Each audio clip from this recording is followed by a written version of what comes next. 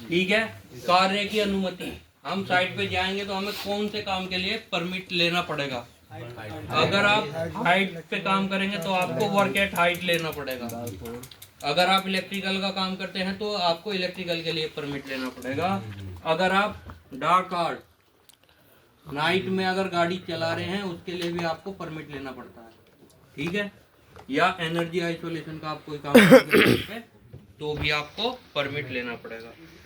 उस पर क्या होता है, डेट होती है, टाइम होता है, कब से कब तक का हमें चाहिए, व्यक्तियों की जानकारी होती है, पर्सन ऐड करते हो, जोखिम मूल्यांकन एक क्या है ये, risk assessment must be carried out by the trend supervisor, ठीक है। तो परमिट आप तभी डालते हो जब आप क्लियर हो जाते हो कि यहाँ पे कोई इश्यू नहीं है, ठीक है।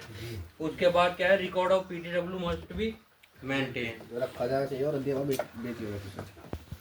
क्या वो तो लिफ्टिंग प्लान है सारा पीडब्ल्यू उसके माध्यम से। पीटीडब्ल्यू का बताओ कौन सा डॉक्यूमेंट रखे हैं आप में से, सारे इंजीनियर हो। अगर मैं, ठीक है। टीबीटी क्या है, टूल बॉक्स टॉप, इसमें क्या है, खतरों की पहचान करने की विधि, खतरे को समझेंगे, फिर काम को सरल चरणों में कैसे डिवाइड करना है, ये सब कुछ है। मोटा मोटा टीबीटी क्या है, एक प्रोसेस है जिसमें पूरी टीम एक साथ डिस्कशन करती है हर चीज को लेकर, जो भी उसको काम करना है।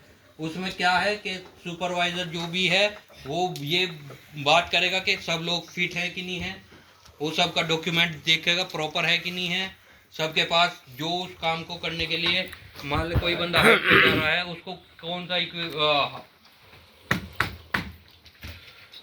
कौन सा टूल उसको यूज करना है, उसके पास वो प्रॉपर है कि नहीं है, उसको ऊपर इंस्टॉल करना है तो वो कैसे करना है, उसको वो बताना है, उसको पता होना चाहिए, ठीक है। कोई बंदा बीमार है तो वो हाइट पे नहीं जाएगा, मतलब अगर बीमार से मतलब ये नहीं कि बिल्कुल ही कंडीशन खराब है, हल्का मुल्का पेट दर्द हो गया साइड पे जाने पे या सर दर्द हो रहा है तो वो हाइट पे नहीं जाएगा, उसकी रिप्लेस में दूसरा बंदा ऊपर जाएगा, वो नीचे काम करेगा। हम लोग खतरा है तो उसको कैसे मिनिमाइज करेंगे, मान लो कोई भी XYZ के इस एंगल पे हमें बाहर काम करना, तो वो टीम डिस्कस करेगी कि भाई ये बंदा एक्सपर्ट है, ये आउट ऑफ लेग जाके आराम से काम कर लेगा, तो इसको है ना। कब हमें खाना खाना है, कब हमें फिर किस टाइम तक हमें टारगेट लेके चलते होंगे ना कि भाई 5 बजे तक सब खत्म कर देंगे या 3 बजे तक, ठीक है। वो सब कुछ डिस्कस करना है, फिर क्वालिटी के साथ वो सारा काम करना है, सब प्रॉपर वो टीबीटी के अंदर है, ठीक है। बेनिफिट क्या है टीबीटी के, अगर आप ये सब टीबीटी कर लोगे, टीम वर्क आप काम करोगे टीम वर्क की तरह, तो आप हो सकता है एक साइट डेली कर रहे होंगे, अगर ये फॉलो करोगे तो आप हो सकता है दिन में 2 साइटें कर रहे होंगे, तो उससे क्या होगा, उत्पादकता बढ़ जाएगी, ठीक है। दूसरा आपका मनोबल, इंक्रीज योर मोरल, जब एक टीम होगी तो आप में यूनिटी होगी और आपका मोरल हाई रहेगा, ठीक है। समझते रहे ना भाई, डाउट हो तो पूछ लियो, क्योंकि आने वाला समय बहुत कठिन है सबके लिए। कर्मचारियों की सुरक्षा करता है, दूसरा विशिष्ट अनुपालन है, ये लाभ मिलेंगे, ये टीम में संचार का सुधार होगा, पता लगा 4 मेंबर हैं आपस में बोल चाल नहीं है, कर भाई कर तुझे जो करना, हाँ ठीक है कर लो, है ना।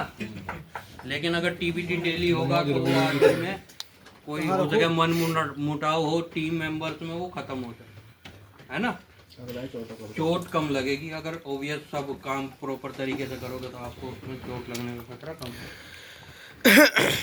डेली मूल्यांकन क्या करना होगा, हमें साइट पे जाके खतरों को पहचानने की विधि हमें पता होना चाहिए, जो कि हीरा है, उसको कम कैसे करेंगे, कर्मचारियों को खतरा समझाने की पद्धति क्या हो गया, ठीक है। टीम की सुरक्षा तैयारी के लिए अंतिम चेक पॉइंट क्या है, वो सब कुछ आपके सुपरवाइजर को पता होना चाहिए, ठीक है।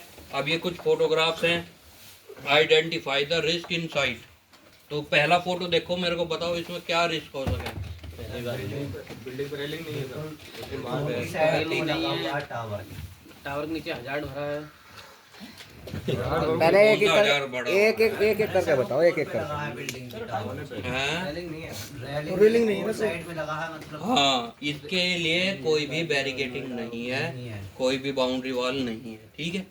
दूसरे में बताओ, मुझे दूसरे में ये तो नहीं लग रहा। दूसरे में सर हमारा जहाँ इक्विपमेंट लगा है वहाँ पर चढ़ने को सीढ़ी नहीं, सीढ़ी भी नहीं है, बैरिकेटिंग भी आप बोल सकते हो प्रॉपर नहीं है। सीढ़ी तो है। तीसरे पे आ जाओ, सीढ़ी कहाँ है? अबे इक्विपमेंट नहीं है। टावर इक्विपमेंट के बता रहा था। ये भी प्रॉपर आपका बेस इसका रेडी नहीं है, ऐसे ही है। इस पे हो सकता है पैर रखते ये धस जाए, गिर जाए, चोट लग जाएगी, ठीक है। इसमें कौन सा इश्यू है? सांप भी हो सकता है, कुछ भी हो सकता ये वेजिटेशन इश्यू में आ गया। बड़ी बड़ी झाड़ियां हैं तो इसके अंदर कुछ भी हो सकता है, सांप होगा, अजगर होगा, एनाकोंडा होगा, है। और ये हमारे वीरेंद्र भाई है ना। और ये लास्ट वाले में आप बता दो क्या है?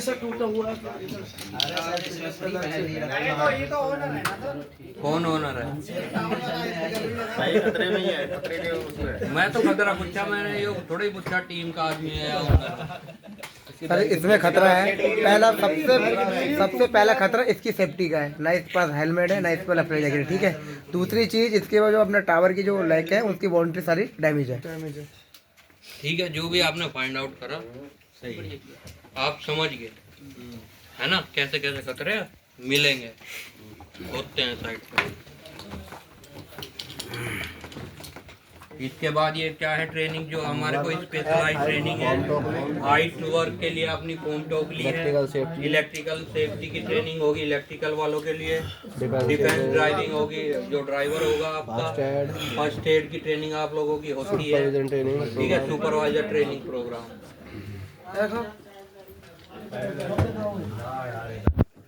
ठीक है। ये इमरजेंसी कांटेक्ट है। इसमें क्या है, अगर इमरजेंसी कुछ पड़ गई है साइट पे तो आपको पता होना चाहिए उसको कैसे टैकल करना है, ठीक है। ये उसके लिए आपके पास इमरजेंसी कांटेक्ट होने चाहिए।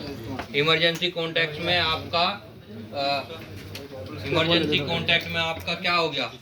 फायर ब्रिगेड, एम्बुलेंस, पुलिस और नियर बाय हॉस्पिटल, ठीक है।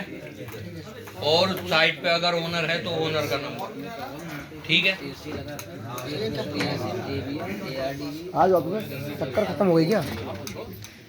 सुन लो भाई, सुन लो, ओए सुन लो इधर। रिक्वायरमेंट ऑफ सुपरवाइजर,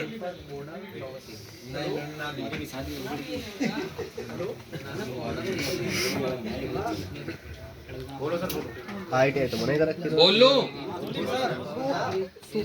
भैया आप प्लीज, आप देख लो यार प्लीज। सुपरवाइजर के लिए क्या रिक्वायरमेंट है साइट पे, ठीक है। तो must have the qualification and relevant experience. वो क्या होना चाहिए? Graduate plus 2 years experience, diploma plus 3 years, समझ गए। उसके बाद क्या होना चाहिए? उसके पास फार्म टोकली होनी चाहिए। किससे? नोकिया और वीआईएल से अप्रूव्ड एजेंसी जो है उनसे। मस्ट अंडरटेक द सुपरविजन, ये supervisor training tool, supervisor tool की ट्रेनिंग होनी चाहिए, ठीक है। इंडक्शन होनी चाहिए बेसिक सेफ्टी के लिए, जिसमें आपका फर्स्ट एड हो गया। फायर के लिए अभी नहीं है, फायर की यहाँ पे कंपनियां कंडक्ट कराती हैं फायर वाली, कि अगर फायर हो गया, अर्थक्वेक आ गया तो हमारे को कैसे क्या बचाव करना है, ठीक है। इसका आपको ये रिस्क असेसमेंट जो भी आप करोगे उसका रिकॉर्ड रखना होता है। ये सब कुछ है। इमरजेंसी प्लान होना चाहिए, कॉन्टैक्ट डिटेल होनी चाहिए उसके पास, उसने परमिट लिया होना चाहिए, ठीक है। Must carry out the TBT and keep the record same, TBT करनी है। उसके बाद ये cell check the technician, I card, cloth, PP, tool, ये वो सब कुछ, ठीक है। Prepare and keep the OHS site documentation. Risk assessment जो आपका इंजीनियर हो गया या आपका स्टाफ में हो गया, रीगर हो गया, टेक्नीशियन हो गया, उसके लिए क्वालिफिकेशन क्या? बीटेक प्लस 3 इयर्स और डिप्लोमा प्लस 5 इयर्स होना चाहिए, ठीक है। रीगर मस्ट है मिनिमम क्वालिफिकेशन 10th + 2 होने चाहिए और लाइसेंस होल्डर जो भी है, ठीक है। अंडरटेक द फार्म टेकलिफ, यही वही फार्म टोकली किससे होनी चाहिए, नोकिया या VIL एजेंसी जो अप्रूव्ड है उनसे होनी चाहिए।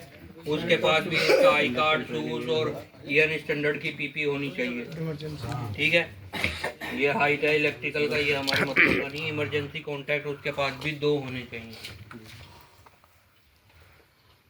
ये एक छोटा सा फॉर्मेट है।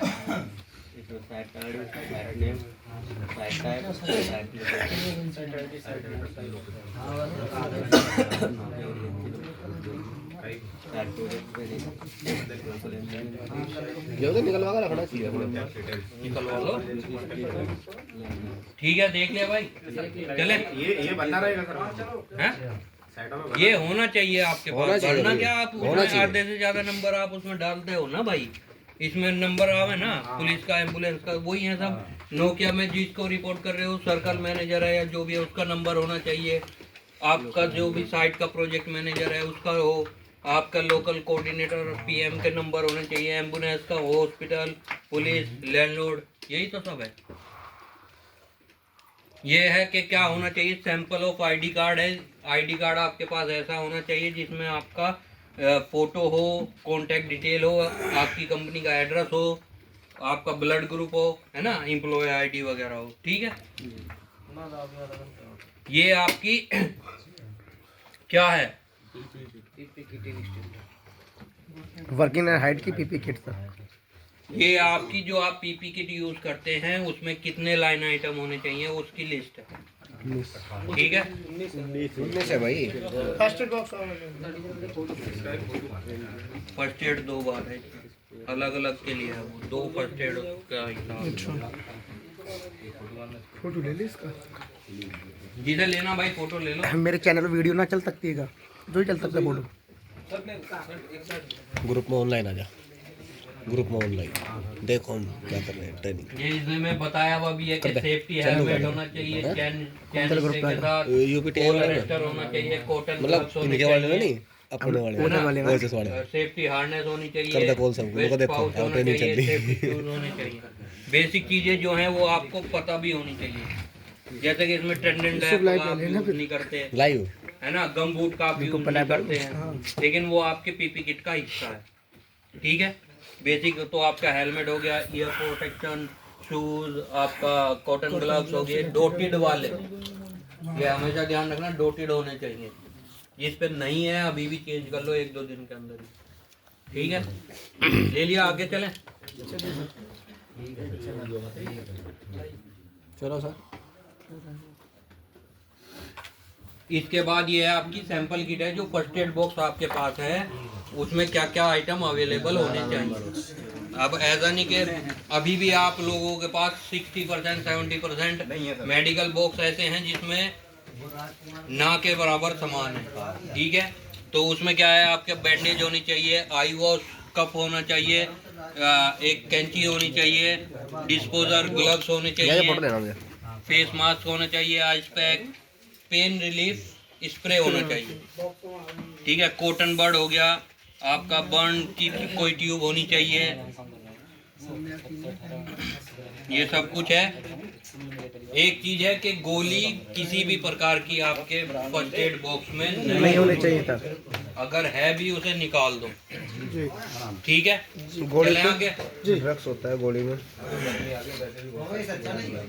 रुक जा भाई, रुक क्या है सेफ्टी रुक जा, फेसिंग अर्थिंग? ना तो खुद होपलेस हो ना मुझे करो। वो क्या था सर पीछे? क्या क्रिटिकल पॉइंट है ये, क्या है ये तुम्हारा मतलब है, साइड हाइजीन होना चाहिए, गेट है, सेंसर, डोर लॉकिंग कर सारे ये चीज हमें ध्यान रखना चाहिए। है, ये चीजें आपको चेक करनी चाहिए कि MCB है तो वो चल भी रही नहीं चल रही है ना। अर्थ पिट जो है साइड पे वो ऐसा ही है। उसके बाद आपका इक्विपमेंट की बॉडी अर्थिंग है, इक्विपमेंट जैसे कि आपका DG हो गया या टावर हो गया, उनकी भी अर्थिंग होती है ना, वो सब कुछ आपको चेक करना। OHF इज माई रेस्पॉन्सिबिलिटी और सेफ्टी इज एवरीवन रिस्पांसिबिलिटी। ठीक है, रुक जाओ अभी बहुत कुछ है। ठीक है 50 पेज हो रहे हैं ये थैंक यू हो गया आपका। अभी आपकी OHS इंडक्शन और सुपरवाइजर ट्रेनिंग हमने देखी। ठीक है जी सर। अब बात करते हैं थोड़ा सा टाइम और